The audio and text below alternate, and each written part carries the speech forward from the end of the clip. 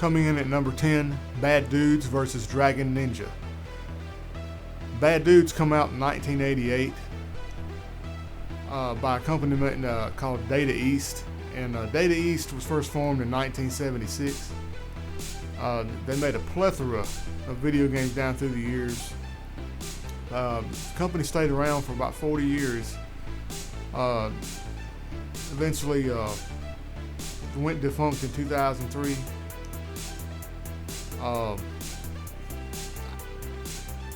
first come in contact with this game in a gas station back when I was in school, and that's the first time I ever played a beat 'em up. Had in inside the gas station building, and I never come across nothing like that before. Up to that point, just playing like Atari games, and I just gotten to like an NES, and I could tell right off that it was a heavily impressioned by some of Jean-Claude Van Damme's movies. It's a lot like the Double Impact movie where he had a twin brother, and he's dressed kind of like he was in the first Kickboxer film. The arcade, the arcade varied a little bit from the other ports. It was ported to like NES, which was the best port, personal computer at the time, and a couple of the other systems that were out. But the NES had the best port of it. It come real close in the graphics department, and in the arcade version, you're called up by the military, and the Dragon Ninja and his clan of ninjas had kidnapped Ronald Reagan and was holding him for ransom, and they wanted you to go kill all the ninjas and rescue the president. Well, in the ports, instead of Ronald Reagan, it was George Bush, and basically, it's on like a 2D plane, but you can like jump or like up a level, and there's several different kinds of ninjas. There's the blue ninja, he's just the basic ninja, and then there's a red ninja that when you kill him, he drops weapons or health. There's gray ninjas. They're a little bit tougher than the blue ninjas. There's ninjas with like claws in their hands. They're like midgets, I guess. They're like 2 feet tall or something. Then there's samurai ninjas. That's one of the things I liked about it. It was there's a lot of different characters. It wasn't just one basic enemy. There was tons and tons of enemies.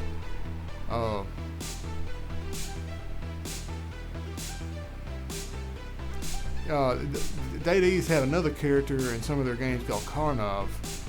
He's like this big muscled out guy that could spit fire in his mouth. He kind of looked like a genie. He was the first boss of the game, and I always thought that's kind of cool. He had some of the other characters, making cameos. I believe you can still pick up the card on the NES for probably about $5 or $10. It's a good solid beat 'em up. It was then, and it is now. If you like old school stuff. It's a really good game. I really liked it back in the day. This is Bad Dudes vs. Dragon Ninja, coming in at my number 10. Coming in at number 9, Double Dragon. Double Dragon was released in 1987 by Technosa Japan, who's now owned by WayForward and Arc System Works. If you ask anybody who's now about the age of 40 years old, and you ask them what they think of beat 'em ups, what put beat 'em ups on the map, they'll tell you Double Dragon. And like I said in one of the other entries here, Bad Dudes was the first beat 'em up I played, but Double Dragon Double Dragon put the beat 'em up genre on the map. It spawned three games altogether in the arcades, although the first one was the only one I ever really cared for. I think on Super Nintendo it had actually 4, and SNK made a version for the Neo Geo AES. It had a cartoon series for a little while. It was really the, at the time, like, I guess the best beat 'em up in a lot of people's eyes out there. It had a really good storyline to it. It goes to this, it's two brothers, Billy and Jimmy Lee, and the two brothers are gone somewhere, and this gang comes up and punches his girlfriend Jessica in the gut, and takes off with her, and you have to go find her and defeat the bad guys and keep her from killing her, because she can die in the end. That's what made it so unique at the time. It didn't necessarily have a good ending. I mean, she could die. I believe she did die in the third game, but the NES version was actually a little bit better than the arcade version, because it had like at that time, like had like a two-player mode where you had this like a one-on-one fighting match with each other. Yeah, it was really great at the time. I always loved Double Dragon. Probably one of the first NES games I ever really got into. On today's standards, it's not that great, but at the time, back in 1987, that was the best thing around. I know tons of people just waste quarters, like hundreds of dollars probably, playing Double Dragon. It was hard. You would die a lot.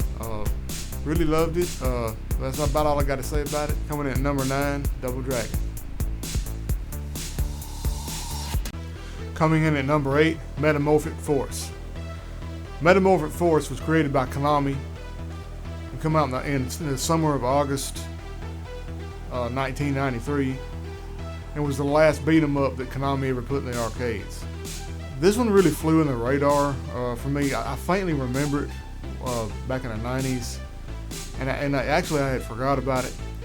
I've seen a lot of the big gaming YouTubers, like the retro guys and everything, doing videos on this, and it never actually left the arcades. It never got ported anywhere, unfortunately. About the only way you can play it is MAME, or find an arcade cabinet somewhere. It's based off the same cabinet that X-Men was, and you can pretty much see it. I mean, it's basically the same game, just with a reskin and like a transformation animation when you pick up the little item that transforms you into your wear partner or whatever. The plot goes like this. These four warriors, but there's this evil empire called the Empire of Horror, and I want to say the last boss is like Grendel or something maybe, but his army consists of like lizard men and porcupine men and like elephant men and like, all the normal run-of-the-mill like old school monsters and stuff. Althena like bestows upon you all these werepowers. Like one can turn into a werewolf, a panther, a bull, a bear. Really just your run-of-the-mill like beat 'em up for the time. Nothing real flashy. I mean, it was cool. The animation style looked like an episode of Inhumanoids kind of. Really nice animations for the time, really impressive. Nice artwork and everything. But that's Metamorphic Force coming in my number 8. Coming in at number 7, Final Fight. Final Fight was released at the arcades in 1989 and was designed by Capcom. If you ask anybody what's one game they think of when you ask them about beat 'em ups, most people are going to say Final Fight. If you like beat 'em ups, you probably played it at least once. There was only ever one Final Fight in arcades, but later Nintendo worked out a deal to where they made 2 sequels for the Super Nintendo, Final Fight 2 and 3, and they also made a Final Fight guy for Super Nintendo and a Mighty Final Fight for the NES. And then later, Final Fight Streetwise came out for the PS2, but it wasn't received very well, because it really wasn't a very good game, because they derived from the original formula, how the games were put together, the 2D beat 'em up scale. The plot goes, Mike Hagar's daughter, Jessica, is kidnapped by the Metal Gear gang and held for ransom, and her boyfriend / fiance Cody and Hagar and Guy go to save her. It's just like any martial arts flick back in the 90s. Is save the girl, kill the bad guys, save, win the day. Graphically, at that time, it was probably one of the best, the best beat 'em up at the time. Only second to Streets of Rage. And Streets of Rage borrowed heavily from Final Fight. I remember I played it in arcade and I loved it. And then when I got my Super Nintendo, I think that was like one of the launch titles. And I remember playing the crap out of that. I played it more than I played Mario World at the time. Just loved it. I never thought the two sequels were quite as good. They just they looked more cartoony than the original. The original game just had almost like a gritty, dark, realistic feel to it. It was very dark. The other two wasn't as dark as the first game. I always loved it. It'll always be on my top 10 best games ever. I still play it to this day sometimes. It was ported to several different platforms. It was ported to Super Nintendo, PC. It was ported to Sega CD. Sega CD actually had the best version because it had Q sound at the time, quadraphonics, and everything on a Sega CD had the most awesome sound. Final Fight really made it rounds back in the day. Probably one of the most beloved games ever. That's all I gotta say about this one. It's Final Fight, coming in at my number 7. Next up, coming up at number 6, X-Men Arcade. X-Men Arcade, developed by Konami, was released in 1992, and it was a deluxe arcade cabinet with up to 6 characters. It was one of the biggest arcade cabinets I think I'd ever seen. Only behind the Teenage Mutant Ninja Turtles 1 arcade game. It was the X-Men back in the early 90s when the last time it was really good. But it wasn't the last time, but about to the late 90s is when the X-Men started kind of dropping off for me. This is back when Wolverine was in his brown suit. The plot, if you're an X-Men fan, the plot's basically the same plot that a lot of the stories were back then. Magneto and the Brotherhood of Evil Mutants is messing stuff up, and the Sentinels are sent out in mass to take down all the mutants that they possibly can see. So most of the game, you're taking down Sentinels, and at the end of each level, you fight one of the Brotherhood, like Blob, Pyro, Mystique, Magneto. First time I played it, I fell in love with it. I was this huge X-Men fan.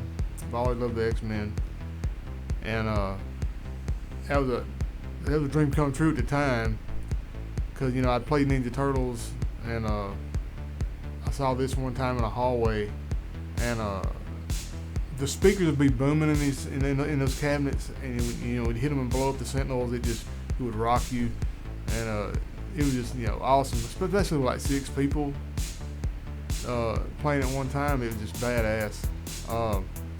It did eventually get ported toward the end of the 360 era, Xbox 360 and PS3 era, but something happened and it got took off live and PSN because of copyright or licensing issues. I think if you still have it on your account, you can still play it. Probably one of my most favorite arcade games ever. I loved it. It's X-Men Arcade, coming in at number 6. Coming in at number 5, The King of Dragons. The King of Dragons released in 1991 in the arcades, and it was developed by Capcom, and was later ported to Super Nintendo in 1994. And in 2018, it was pretty much ported to everything else, and is also included in the Capcom Beat 'em Up bundle. I remember this in the arcades. and I instantly fell in love with it the first time I played it. It was basically the storyline's kind of like that of a Dungeons and Dragons story, and it's a lot like the Dungeons and Dragons arcade games actually. I believe it probably was impression doing this to create those games like that. It was the first beat 'em up for the time that I can remember that had RPG elements. You go through the game and killing enemies, and they drop bags of gold. And they even copied Golden Axe a little bit. It'd be this little guy that'd run around and steal your stuff just like in Golden Axe. And depending on which character you had, some characters were better than others. I personally always used the archer because he could really throw them arrows out at a rapid pace and could really just mow down an enemy, including the boss characters.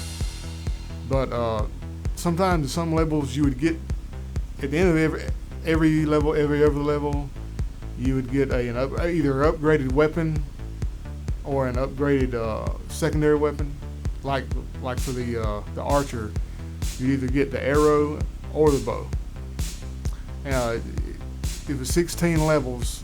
The levels aren't very long, maybe 5-10 minutes. It's real short levels, but the bosses can be pretty insane.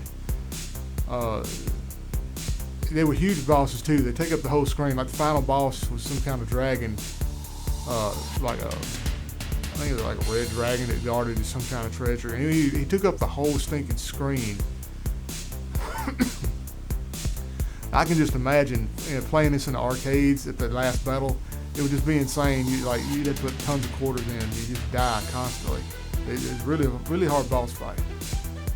I remember when I got this on Super Nintendo, I was amazed how close they actually got to the arcade. I mean, they got really close.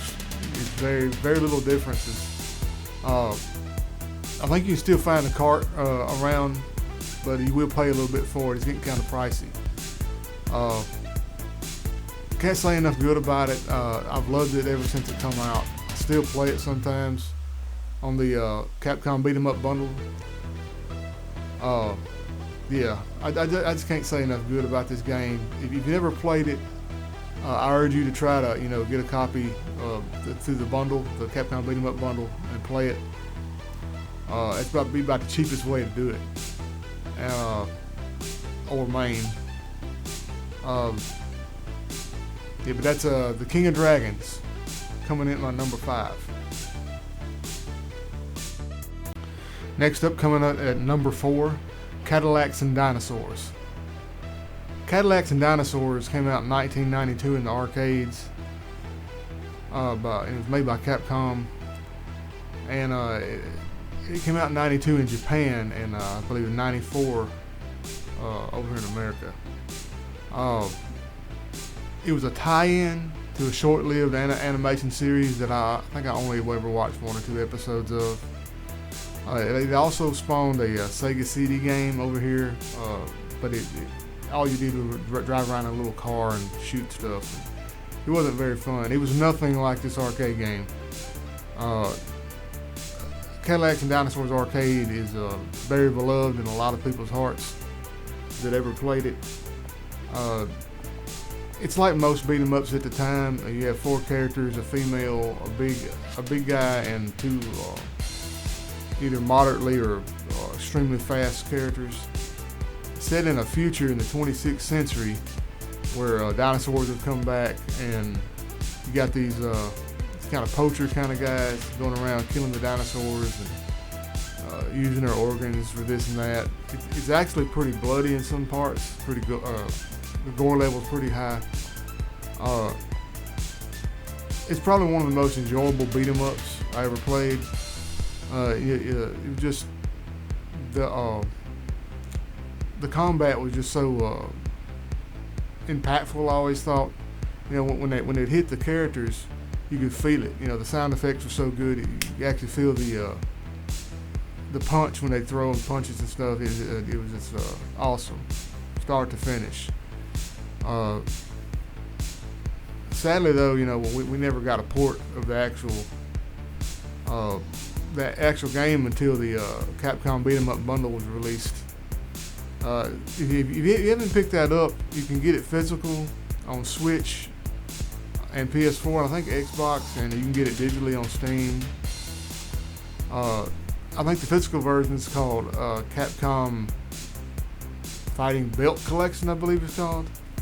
You have to order that from Play Asia. It's worth the $25-30. You know, I mean, those are some games that's never seen the light over here. Can't say enough good about Cadillacs and Dinosaurs. It's absolutely fantastic. Beat 'em up. One of the best in history, and it's on any top 10 arcade beat 'em up list you'll find. It'll be in there somewhere. This is my number 4, Cadillacs and Dinosaurs. Coming in at number 3, Golden Axe, Revenge of the Death Adder. Golden Axe Revenge of the Death Adder was released in 1992 by Sega and was developed on the System 32 board. It was the third rendition of the game. It was later ported to Sega Genesis through the Sega Channel, but it was really garbage. It wasn't a very good game at all. Sadly, despite its popularity in the arcades, which was insane, it's really sad that we never got an actual port of the arcade game itself. None of the original characters from the first 2 games make an appearance other than for the dwarf that rides on the back of a giant. You have 4 characters to choose from: is a new barbarian, an elf with a pitchfork, the giant, and a horse, half horse, half human woman. It's basically just the original Golden Axe, but with like just ramped graphics up to 10. The magical attacks are insane in this one compared to the other 2. But like the magical attacks vary on whatever kind of enemy you're fighting. So if you're fighting a human, it'll be like an animation of him actually burning to cinders. And it varies for species of creature. Fantastic. It's the best of the Golden Axe series by far. I hope one day that Sega will port it or put in a collection or remake it or something. Cause it's way better than the Golden Axe that come out on in the 7th gen. Way better. I take this any day to that. This is Golden Axe, Revenge of the Death Adder, coming in at number 3. Coming in at number 2, Alien vs. Predator Arcade. Alien vs. Predator Arcade was released by Capcom back in 1994, and it was based around the Dark Horse comics, which really filled in a lot of gaps in the Predator movies and the Alien movies, and really shows you what was going on with the Predators culture, and how deep and enriched it was, and how many different kind of predators there were, and their enemies, and the weaponry, and just you really had a better understanding of the Predator and the aliens. It was ported to the Super Nintendo, but it was kind of a sucky port, really. All you could play was like one character and one predator, and it was nothing like this arcade game. The 32X was actually going to get a faithful port from the arcade, but 32X they were having problems selling that thing, and Capcom just didn't feel it was worth the headache to do it. It's a 4-player arcade game. It consists of 2 cyborg human marines and 2 predators. And all 4 characters, one's like a big brute, and the other's like a fast mid-strength character. Probably one of the best beat 'em ups ever made. It's very dear and near to a lot of people's hearts. I've heard hundreds of videos about people how much they loved it, and there's really no way to get it other than downloading the ROM or whatever, playing on main, or I'm not sure exactly if the joystick's out, but Capcom was making a joystick, and they're gonna have all their greatest beat 'em ups on it, and it's supposed to be included, but I think it's about $400.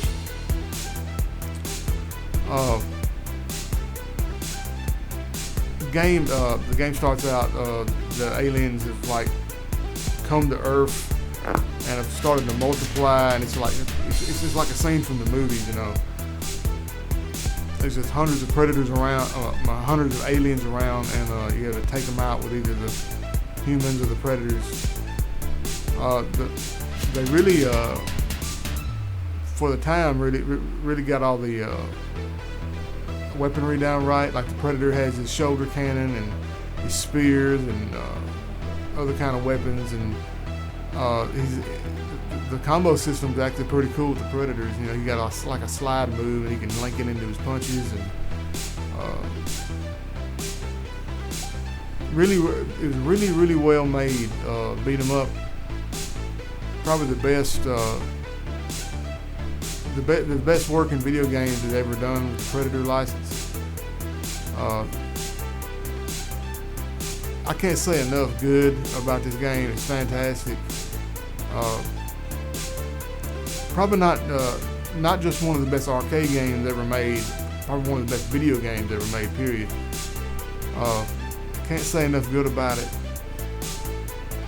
This is Alien vs. Predator Arcade, coming in at my number 2.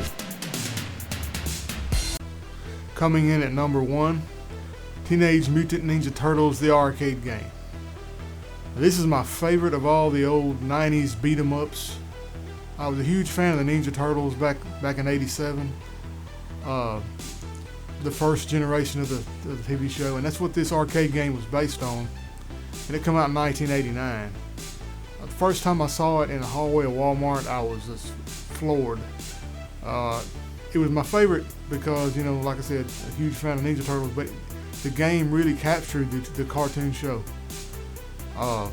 Everything down to the animations, you know, the way they looked on screen. The first level with the buildings burning, I believe that was taken straight from like the first or second episode of the show.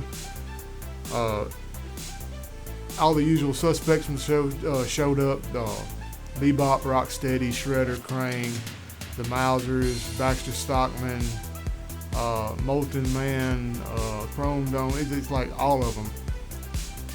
I even believe the Samurai Rabbit or something showed up in it. You know, later it was ported down to the NES and the PC platforms, but the NES had the best version of it. And it came rather close. I believe the NES versions had less color, you know, because of arcade. The arcade was just more powerful. But I remember getting that for Christmas, and that's all I played for nearly a year and a half. Because the game was hard. The game got progressively harder on the original NES as it went. But yeah, I'd never seen an arcade game cabinet quite that large. I mean, it was like 4 players. The only other one I saw that was anywhere near that large was the X-Men arcade game. Konami made this at the time. This was one of their greatest games back during the 90s.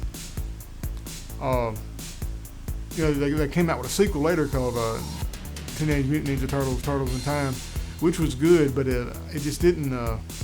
I loved it too, but I didn't like it nowhere near as well as they did the first one. First, like I said, you know, the first one just captured. It just brought the cartoon series to life to me. It had a couple of cutscenes in it, you know, where they bust up through the manhole cover and it's like green light, and you know that was straight from the intro from the cartoon series. Even the arcade game was challenging. You know, the foot soldiers would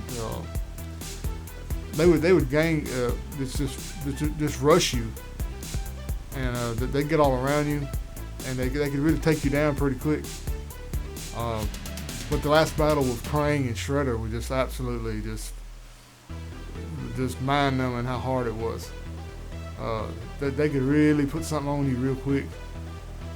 But I can't put into words how much I love this game. It was the best arcade game, as far as I'm concerned, that ever made. I hope y'all like the video. God bless you and your families. Please give your life to Christ. Stay safe out there. We're BioArmor79 signing out. I want to thank everybody for watching to the end. It was really hard for me to narrow this down to 10, because growing up back in the 90s in the arcade scene, there were just so many good beat 'em ups. Everybody that made arcades back then were trying their hand in the beat 'em up scene, because it was just so popular, and there's just so many great arcade games now that are lost to time. But I want to thank y'all for watching, and here's a couple honorable mentions that I think are just as good and awesome as my top 10. Thanks, and God bless.